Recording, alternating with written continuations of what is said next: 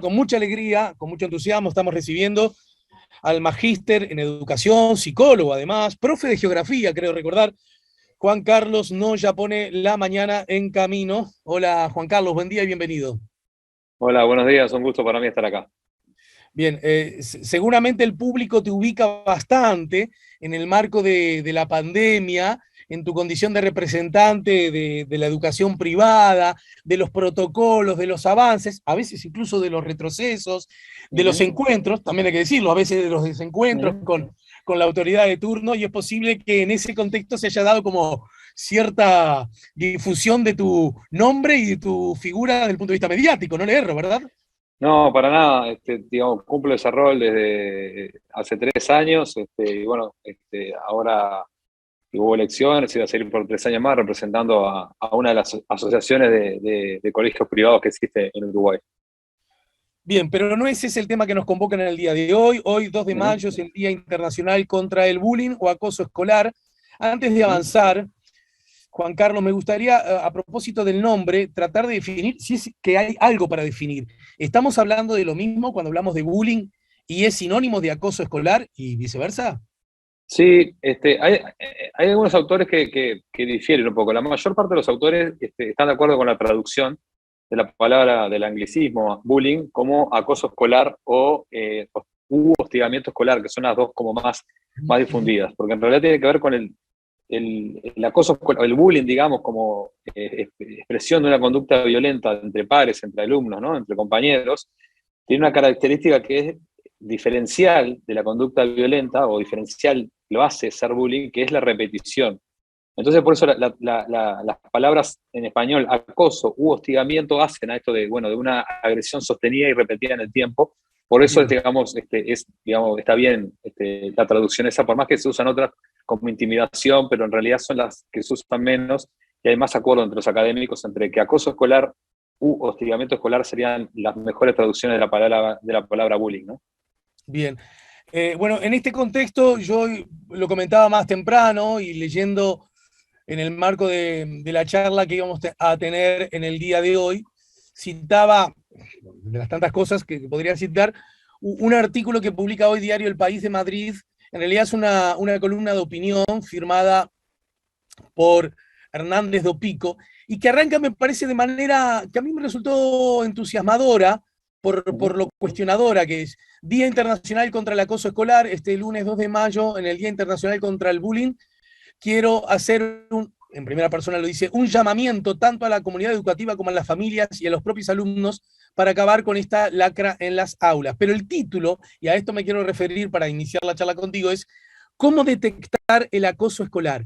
Y de inmediato agrega, ¿y si tu hijo es acosador? Porque ese es un asunto que me parece que nosotros siempre tan amigos de creer que lo bueno es lo de nuestro entorno y lo riesgoso y lo malo y lo problemático y lo que no queremos ver está como fuera. Me parece que está bien que nos hagamos de arranque una pregunta que de algún modo u otro potencialmente a todos nos interpela, ¿no? Bien, sí, no leí esa columna, bueno, tomo nota para leerla porque realmente me interesa Te mucho el paso el link enfoque. con mucho gusto. Bien, me interesa mucho el enfoque que le da inicialmente porque, digo, pone el problema en la justa medida, digamos, ¿no? Si bien es un problema que normalmente se da dentro de las instituciones educativas, hoy día también mucho en las redes sociales, obviamente, pero el elemento vinculante normalmente entre esos chicos es el colegio, es el liceo, es la escuela, por lo tanto se entiende que es un problema que comprende a la institución educativa.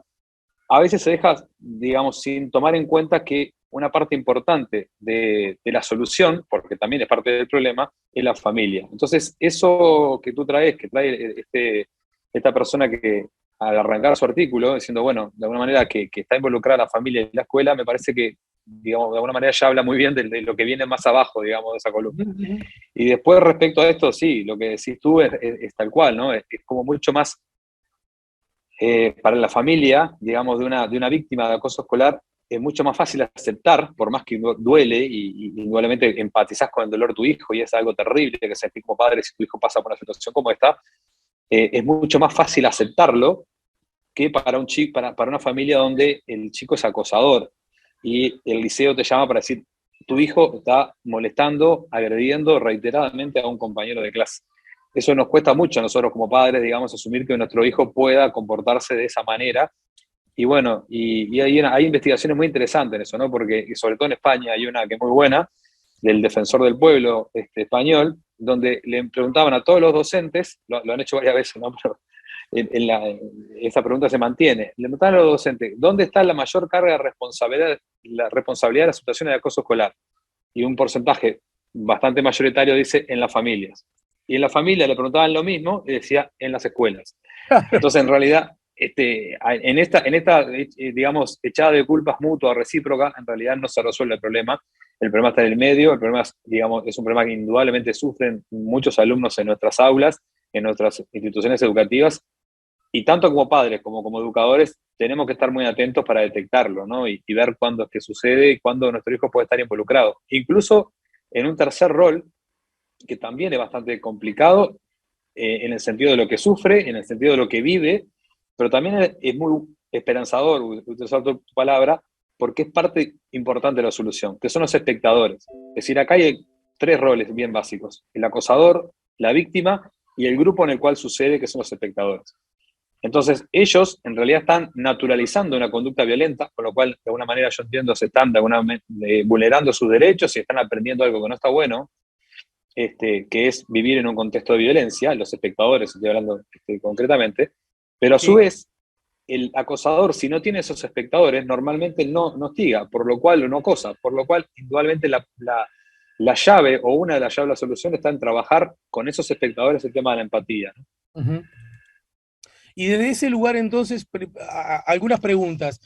Porque Sí. yo, que, que hace tiempo, exagero, iba a decir que hace tiempo sigo el tema, en realidad estaría mintiendo porque por lo menos la humanidad cercana a nuestras latitudes, vive este asunto, ha prestado atenciones sobre este asunto, ha identificado este asunto como problema hace relativamente poco. Yo trabajo con compañeros acá en la radio más chicos que yo, de distintas generaciones. El más joven tiene 27 y él nos contaba, Nacho, más temprano, que él en la escuela nunca trabajó sobre ese asunto, nunca la maestra les habló, nunca en su familia les comentó y nunca lo percibió como problema identificable, lo que no existiese, lo que no Uh-huh. significa que no existiese como problema, ¿verdad? A propósito, la humanidad en general, el mundo occidental en particular, qué sé yo, y el Uruguay muy particularmente, ¿cuándo lo tenemos en el radar el asunto del acoso escolar? ¿Desde cuándo? Bueno, digamos que la ciencia lo captura o digamos lo empieza a tratar como un problema que es necesario dar una respuesta desde la pedagogía y desde la psicología a partir de la década del 70 en los países nórdicos, ¿no? Comienzo de la década de los 70 empiezan a trabajar los nórdicos, hace 50 años, imagínate que están trabajando ellos en esto, investigando y con programas de intervención, de prevención, que incluso lo exportan, el programa, que es muy bueno.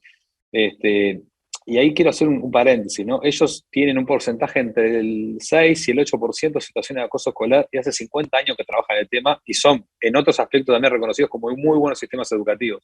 Uh-huh.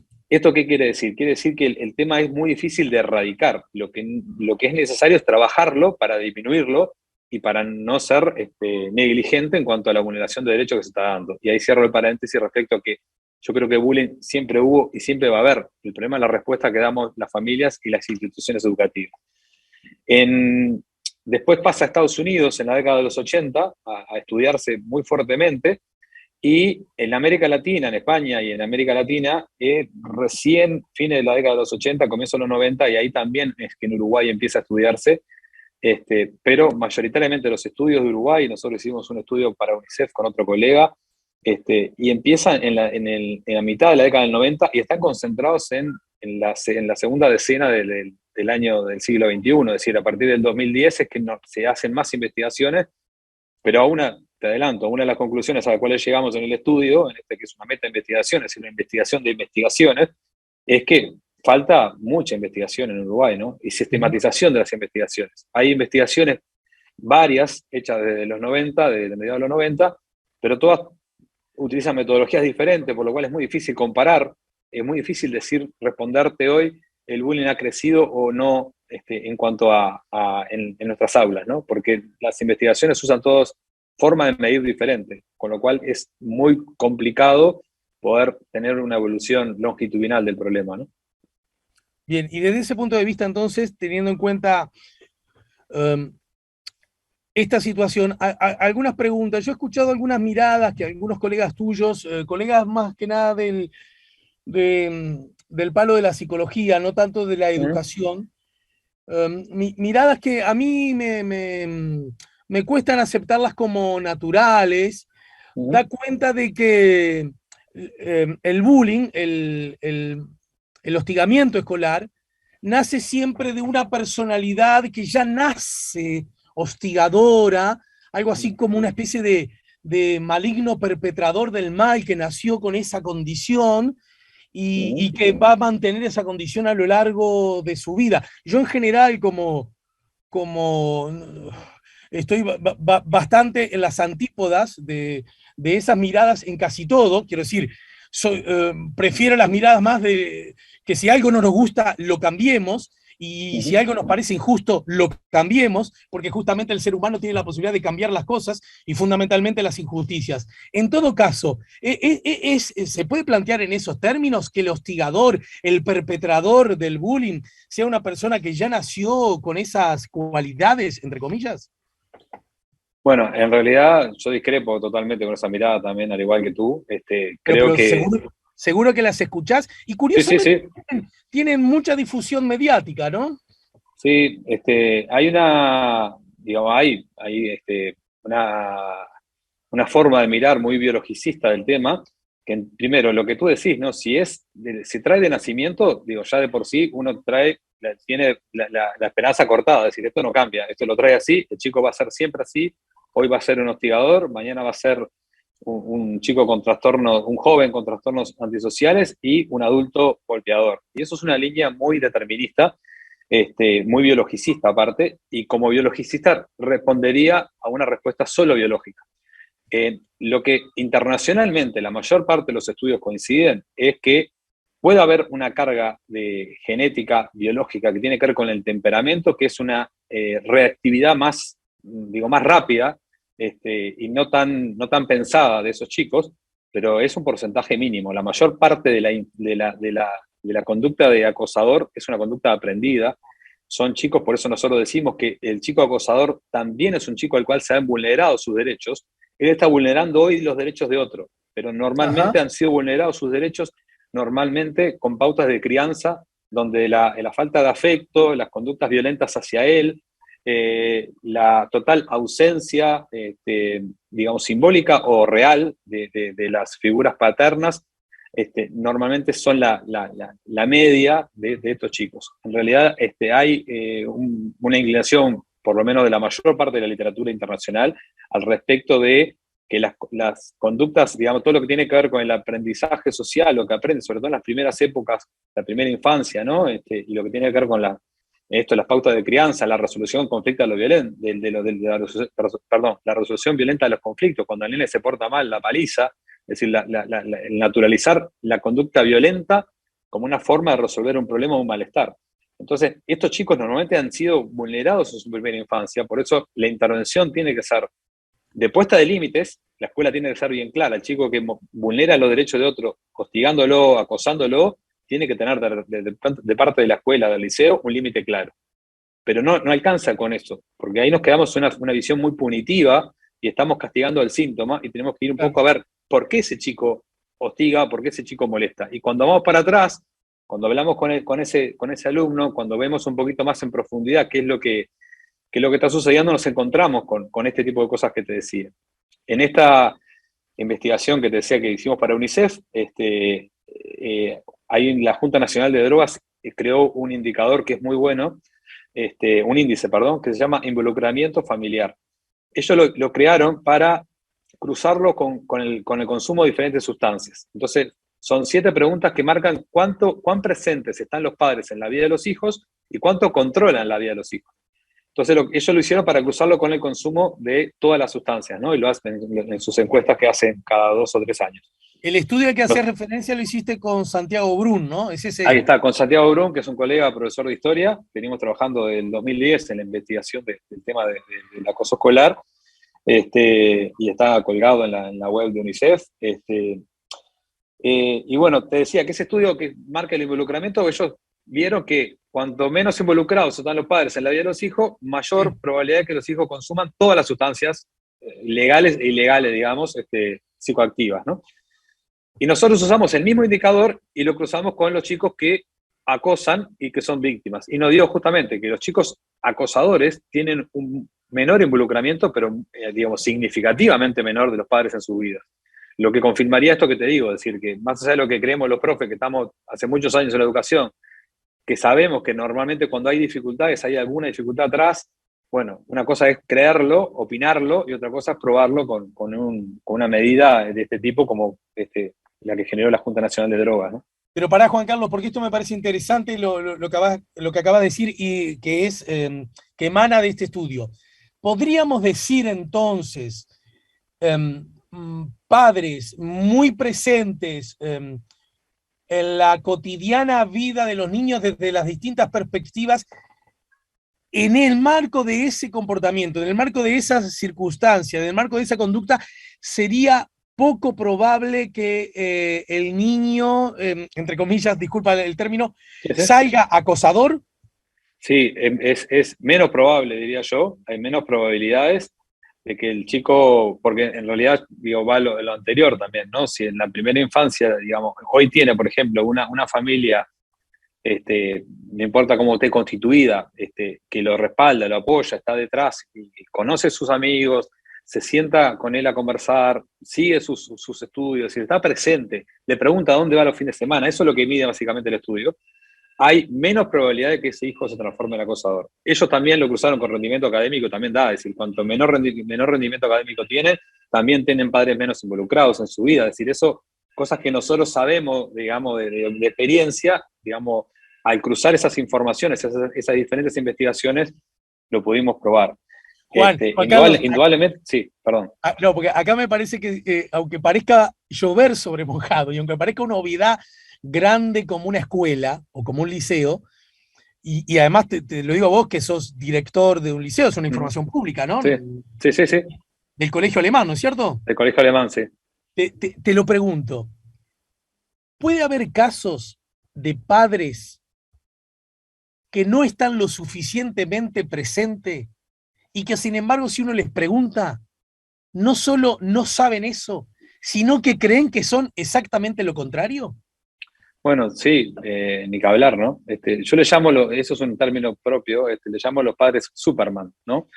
Ah, Porque en realidad en la vida cotidiana los hijos son como Clark Kent, ¿no? No existen, son un personaje, digamos, casi invisible. Sin embargo, cuando se los cita de una institución educativa para decirle a su hijo es un acosador, ahí se sacan el traje y se transforma en Superman intentando defender a sus hijos lo indefendible y de alguna manera recuperar el tiempo perdido, ¿no? Eso pasa, pero no quiero igualmente que quede como que desbalanceada en la sí, balanza el tema del sí. peso de la familia. Digo, las instituciones educativas tenemos mucha responsabilidad también.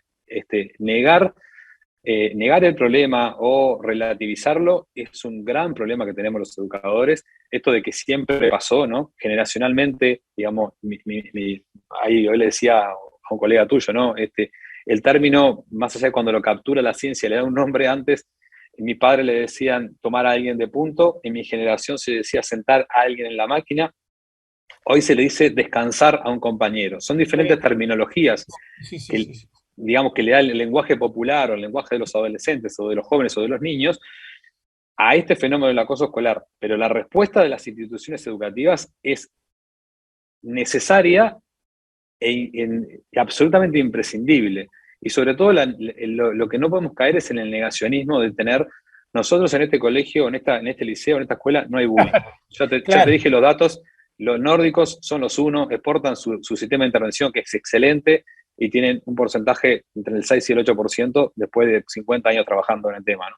Está muy bien, Juan Carlos, lo que decís, porque un poco es entendible, porque claro, de los mensajes que estamos recibiendo, cito pero apenas como ejemplo, tengo una triste experiencia con una maestra de la escuela 100, Estadio Centenario, todo fue denunciado, firma el mensaje, se llama Halem Olivera, quien envía esto. Todo fue denunciado en primaria, la inspectora corroboró como cierta nuestra denuncia, sin embargo no la sancionaron, tuvimos que sacar a nuestro hijo de la escuela. Cuento esto porque no todo funciona, era una escuela de tiempo completo, la maestra dejaba sin comer, es decir, sin almorzar, a niños como pera. Bueno, probablemente incluso parte de esta aparente conducta como excede el asunto en cuestión del que estamos hablando hoy. Pero lo que quiero decirte es que en general la inmensísima mayoría de los testimonios que llegan tienen que ver no como carencias en el ámbito familiar o como responsabilidades del alto familiar, en el ámbito familiar, eso es poco entendible, porque quien manda los mensajes o es padre o es madre, ¿verdad? Sino una especie de observación casi te diría unánime acerca de las responsabilidades de los centros educativos, o bien que no lo ven, o bien que minimizan, o bien que niegan el problema, ¿verdad? Uh-huh.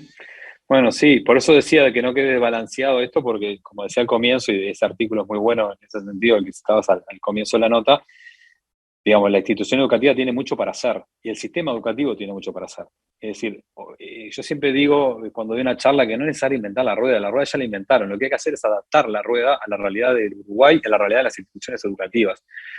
Hay mucho camino recorrido en otros países que con muchos protocolos, con muchas formas de intervenir, con muchas formas de trabajar el tema, y lamentablemente no hemos logrado ponernos de acuerdo hoy en Uruguay de cómo hacerlo, ¿no? Es decir, hay un mapa de ruta a nivel de las autoridades oficiales que marcan cómo trabajar la convivencia escolar y las situaciones de violencia escolar, pero no hay un protocolo de actuación concreto de cómo debemos actuar ante situaciones de acoso escolar, porque la situación de acoso escolar es específica.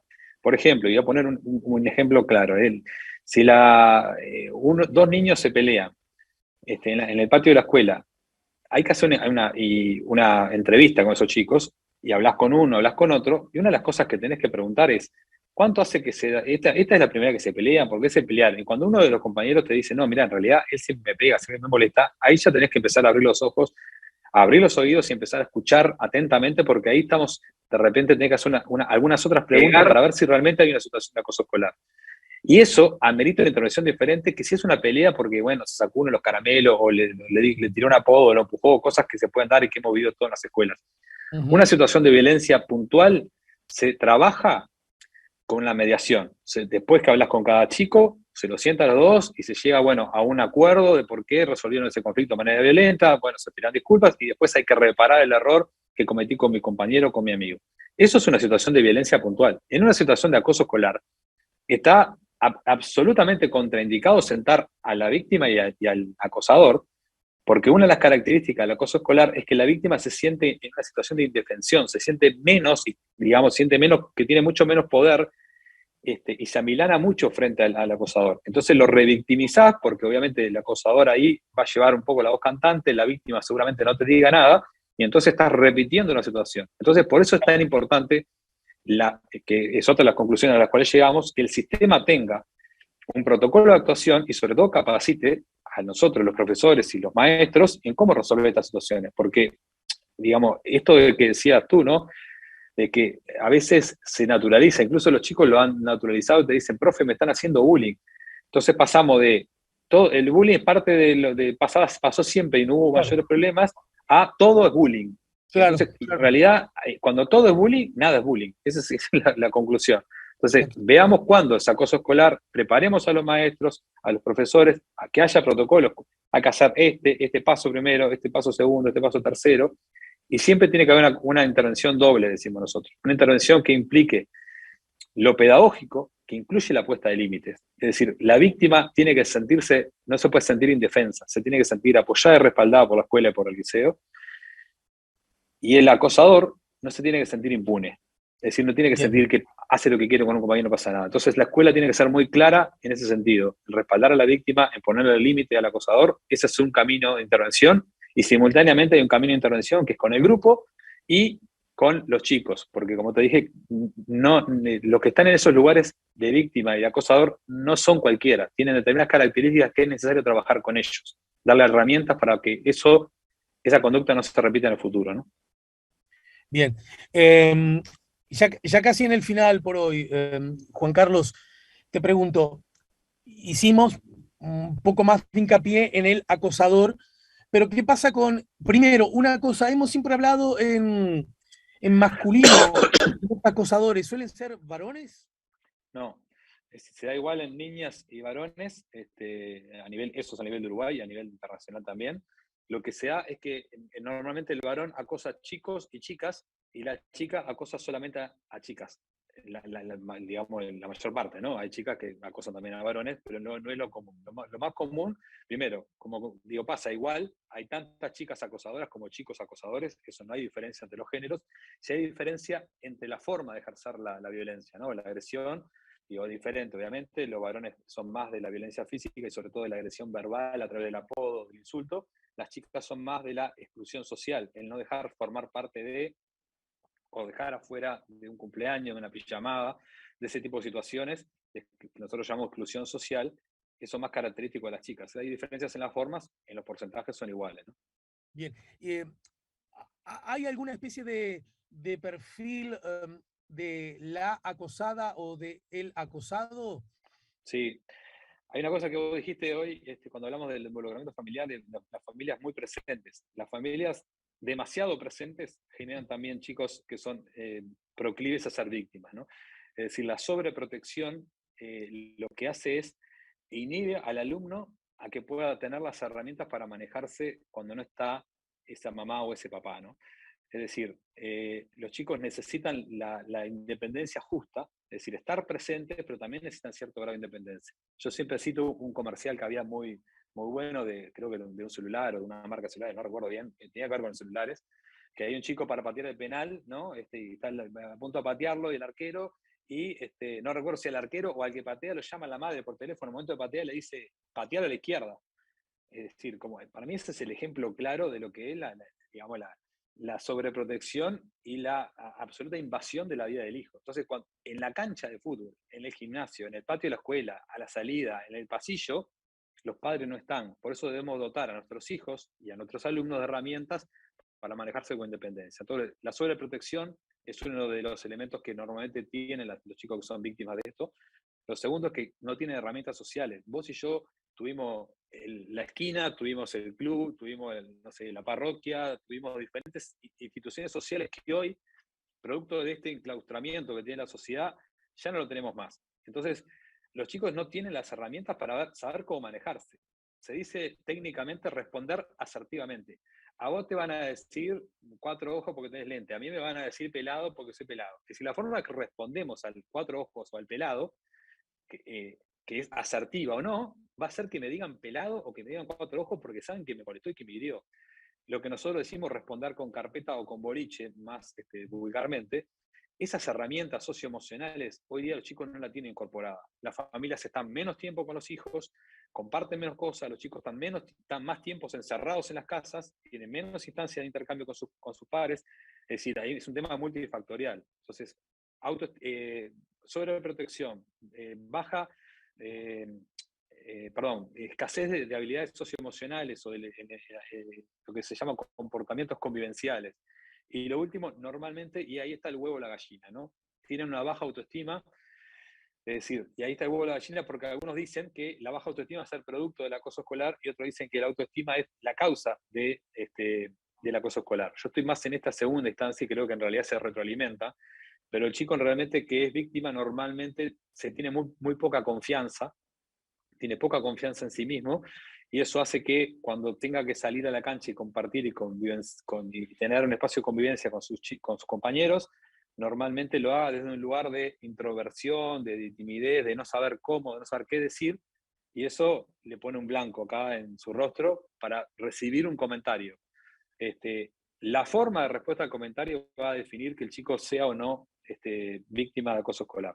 Sí. Insisto en que nosotros, tanto padres como sobre todo las instituciones educativas, tenemos que tener dispositivos para poder que estos chicos, digamos, no sufran más lo que están sufriendo, porque los porcentajes son muy altos, ¿no? Estamos hablando de, si bien son muy diferentes las investigaciones, calcularle que 1 de cada 3 alumnos es víctima de acoso escolar.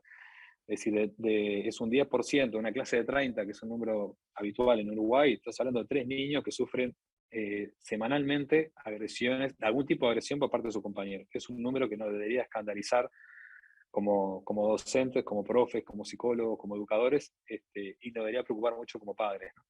Juan Carlos, todo esto que decís da para más. Te aseguro que mientras hablas se me ocurren muchas preguntas y llegan muchas preguntas. Pero para terminar y de alguna manera cerrar el círculo relativamente, ¿qué pasa con los espectadores, verdad? Porque hoy vos señalabas de la importancia y de la incidencia que tienen estos, ¿no? Bueno, sí, ahí te decía, a ver, la situación de acoso escolar, uno de los grados, una de las características que lo definen es que sea en el marco de una grupalidad. Tienen que estar los espectadores. Si no es una situación de otro tipo, de una violencia uno a uno personal, normalmente sea en redes sociales donde se les ha expuesto, sea en el grupo, sea en el pasillo, donde el acosador recibe de alguna manera un refuerzo positivo de los que están alrededor con la risa, con la complicidad, digamos, ¿no? Entonces, ellos son parte del problema sin duda. Pero yo como educador estoy convencido, y lo hemos hecho, que son la parte más importante de la solución. Porque con la víctima o con el acosador tenemos que trabajar los profes, los maestros, pero también tienen que trabajar los psicólogos. Con los espectadores tenemos que trabajar nosotros los educadores para que lo que se llama identificación con el agresor, es decir, que pasen de ser, de alguna manera, de sostener la situación de acoso escolar con su risa, con su comentario positivo, pasen a identificarse con el dolor de la víctima. Eso se llama desarrollar la empatía, ponerse en el lugar del otro, y eso se logra con actividades y con tarea, digamos, con cosas que podemos hacer nosotros los profes y los maestros en el aula. Y esa es la balanza que hay que inclinar, porque si el acosador no tiene público, el acosador va a buscar otras formas de canalizar su angustia, su agresividad, y va a dejar de acosar. Eso es tal cual. Por lo tanto, ahí tenemos un desafío muy importante nosotros los que nos dedicamos a la educación, ¿no? Bueno, Juan Carlos, te abrazo, te agradezco mucho y la seguimos, si te parece, más temprano que tarde, ¿sí? Sí, cualquier cosa con las órdenes, como siempre, un placer para mí. Un placer para mí también. Bueno, y hay algunos que nos tocaba lo de pelado y lo de cuatro ojos a la vez, ¿no? Ah, Y de petizo y de gordo ni te digo, así que las llevo puesta todas, ¿eh? bueno, mirá, bueno, lo de gordo también me toca, pero bueno, viste que la forma en que respondimos cuando fuimos chicos hizo que, de alguna manera, pudiéramos haber sido o no víctimas de acoso escolar. Y eso, De todos modos, aunque seamos relativamente fuertes o hayamos adquirido esas herramientas, creo haber entendido la esencia, la filosofía del planteo, tampoco tenemos por qué pasar por estas circunstancias casi como prueba de crecimiento emocional o humano, ¿no? Sí, ahí sabes que te quiero una última cosa, porque a eso se le llaman disonancias externas. Es decir, las cosas que nos hace diferentes. El tema es la tolerancia a lo diferente. Es decir, lo que no está tolerado, es decir, tus lentes y mi calicie es lo que nos hace diferente de la mayor parte de la gente que no usa, de los adultos que no tiene lentes y que no es calvo. Entonces, yo le agrego disonancias internas también, ¿no? Lo que tiene que ver con las personalidades y la forma de ser. Lo que nos falta mucho crecer como sociedad, y eso también los educadores, tanto padres como profesores y maestros, debemos educar a nuestros chicos en esto de que lo diferente no hay por qué destacarlo como malo, ¿no? Es decir, lo diferente nos enriquece. No es algo que ameritaría que yo lo esté castigando o le esté diciendo algo. Por eso comparto contigo. En realidad no tenemos por qué pasar por eso si fuéramos una sociedad muchísimo más tolerante y respetuosa de las diferencias, ¿no? A lo mejor es una novedad grande como una casa o es una pavada grande como una casa. Los que trabajan en la escuela o el liceo alemán, ¿deben saber alemán? No, Ah. no. Yo no soy exalumno, entré acá por el diario, entré como adscripto, fui aprendiendo alemán y hablo, como yo digo, Indianerdeutsch, ¿no? Hablo alemán. Alemán muy básico, pero no. La mayor parte de los docentes son docentes uruguayos y no, Pero despedirte en alemán podés hacerlo o no. Ya, natürlich, naturalmente es eso. Viele Grüße o Liebe Grüße, que es como saludos de corazón, una cosa así, o saludos afectuosos. Liebe Grüße. Pero la pronunciación, tómela como mía, ¿no? La lengua de Goethe, que con eso alcanza y sobra. Ahí Bueno, está. te mando un abrazo, te agradezco mucho. Un abrazo. Chau. Nos ayudaba a poner la mañana en camino el magíster en educación, psicólogo, docente, investigador, a propósito hoy del Día Internacional contra el Acoso Escolar, Juan Carlos Noya.